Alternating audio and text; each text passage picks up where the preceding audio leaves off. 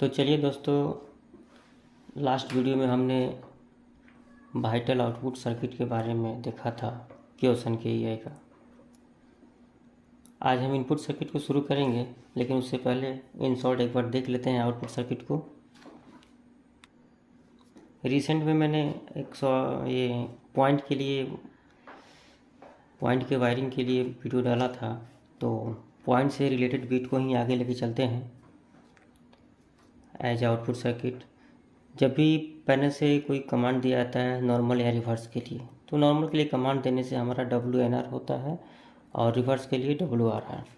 मान लीजिए हम 18 नंबर बीट पकड़ते हैं एक ठो, जैसे 118 नंबर पॉइंट को हमें नॉर्मल कमांड देना है। नॉर्मल कमांड हम दिए तो आपका जो इनपुट आउटपुट PIO2 कार्ड है वहाँ से एक बीट निकलेगा और K1 रैक में जाएगा। K1 रैक में आप देखिए ये साइन सिंबल के बारे में मैंने लास्ट वीडियो में बताया था, A6/18। यहाँ से ये आपका वाइटल इनपुट और आउटपुट का टर्मिनल है, स्क्रीन पे आप देख रहे होंगे। उसके बाद ये वाला जो पोर्शन है, ये वाला पोर्शन मेरा मल्टी कोर के लिए है, 40 कोर का केबल रहता है ये। यहाँ से जाने के बाद ये आपका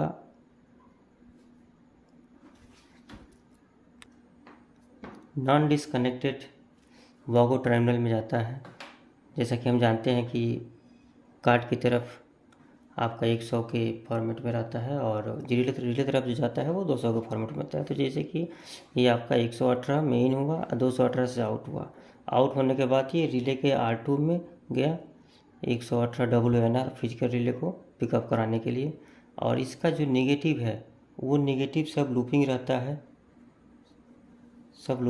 है। और मैं आपको नीचे दिखाता हूँ नेगेटिव कहाँ से आता है।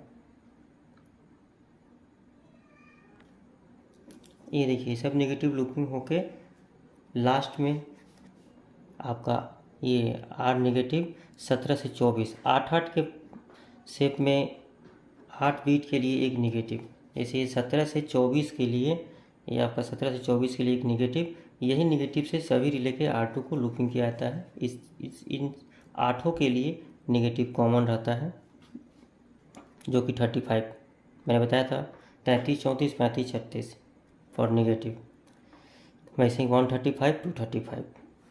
तो ये नेगेटिव लूपिंग है। पॉजिटिव हमारा यहाँ बिट्स के माध्यम से कार्ड से निकला 24 वोल्ट और R1 में गया, और R3 ट्विन रिले है, R1 R3 R2 R4। तो उसी हिसाब से नेगेटिव अपना लूपिंग है, नेगेटिव एक निकला, सभी को नेगेटिव दे दिया, रिले पिकअप हुआ। अभी जैसे ये 118 WNR पिकअप हुआ, नॉर्मल कमांड हम दिए हैं। इसके बाद क्या होता है मैं दिखाता हूँ आपको। तो पीछे हमने देखा था EI ने WNR रिले को पिकअप कराया जब नॉर्मल कमांड दिया हुआ है।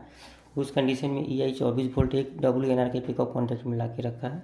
WNR पिकअप होने से वो पावर आगे WRR को drop proving, WNR pickup WRR drop, और साथ में 118 NWK1R ड्रॉप। पॉइंट हमने नॉर्मल कमांड दिया है, नॉर्मल अभी हुआ नहीं है, पॉइंट अभी रिवर्स इंडिकेशन ही उसको मिला है। तो इसीलिए नॉर्मल इंडिकेशन अभी नहीं मिलेगा जब तक कि पॉइंट पूरा तरह से चल नहीं जाता और सेट एंड लॉक नहीं हो जाता। तो ये पॉजिटिव फीड मेरा गया WNPR के लिए। सेम वैसे ही डबल कटिंग में N24 volt WNR pickup WRR drop और NWK1R ड्रॉप WNPR, ये पॉजिटिव, ये WNPR का नेगेटिव। तो यही यहाँ तक EI हमको देता है। यहाँ से CTR चार्ट मिलेगा। अब यहाँ से हम लोग अपना एक रिले जो आपका WNPR पॉजिटिव नेगेटिव है, ये ले जाके हम WNPR रिले को पिकअप कराते हैं, उसके R1 R2 में देते हैं। WNPR पिकअप होता है तो वो हम लोग कराते हैं।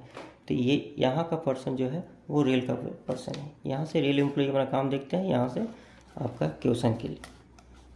तो यहाँ इसके बाद तो मैंने बताया है WNPR जब पिकअप हो जाता है तो उसके पिकअप कॉन्टेक्ट से 110 पावर DC आपका आगे बढ़ता है। और ग्रुप रिले में कंडीशन के अनुसार रिले प्रूव करके अगर नॉर्मल अगर पॉइंट हमें करना है तो WNR XR NR और फाइनली WCR पिकअप होने से 110 वोल्ट आगे आता है। NW के रूप में CTR होते हुए पॉइंट से भी जाता है और कॉमन जाके पॉइंट को चलाता है। चलाने से पॉइंट सेट होता है, सेट एंड लॉक होता है। लॉक होने के बाद अलग अलग NKR, ANKR और BNKR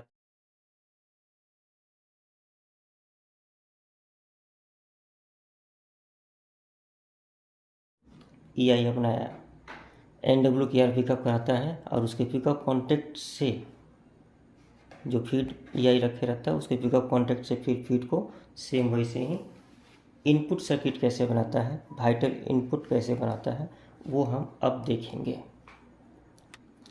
तो जैसा कि हम देख रहे हैं 118 का NWKR पिकअप है। अब उस चीज़ को EI अपने कार्ड के भीतर कैसे लेके जाता है, वही हमारा इनपुट सर्किट है, वाइटल इनपुट सर्किट, उसको आज देखेंगे।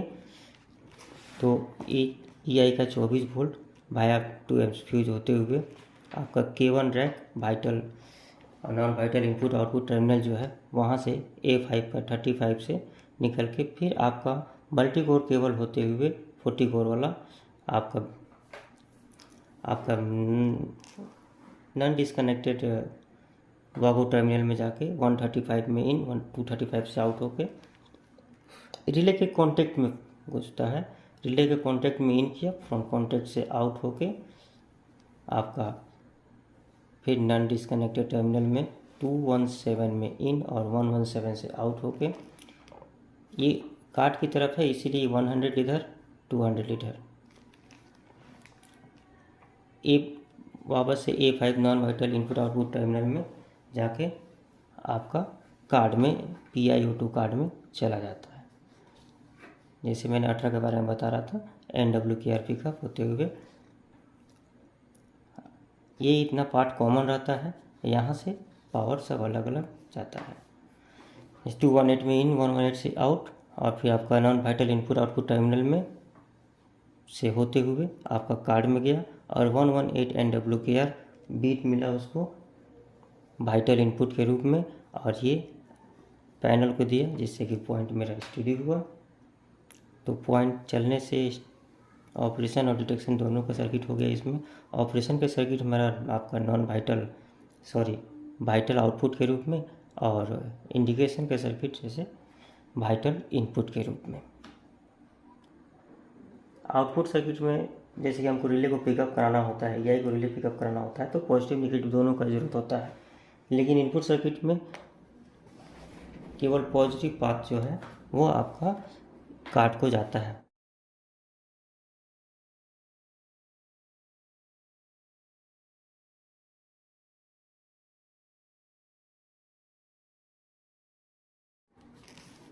तो इसमें देखिए केवल पॉजिटिव फीड है, केवल पॉजिटिव फीड प्रूव करके पाया वैसे ही है जैसा आउटपुट का है।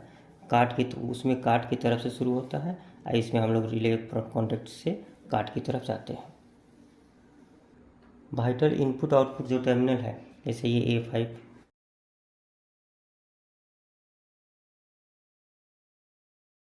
जो इनपुट होता है वो ऑड नंबर में होता है और जो आउटपुट होता है वो इवन नंबर में होता है। जैसे कि ये मेरा इनपुट सर्किट है, ये देखिए 5 5 5 इनपुट सर्किट में आपका 1 3 5 आगे भी है तो 7 9 और आउटपुट सर्किट में यही आपको इवन में मिलेगा, जैसे A2 A4 A6 इस रूप में। तो इस रूप में हम पहचान सकते हैं कि वो कौन सा टर्मिनल है, इनपुट का है कि आउटपुट का है। जैसे A5 है तो A5 हम देख के समझ जाएंगे कि ये इनपुट का है। तो ये था मेरा वाइटल इनपुट का सर्किट। लास्ट वीडियो में हमने वाइटल आउटपुट का सर्किट पढ़ा था।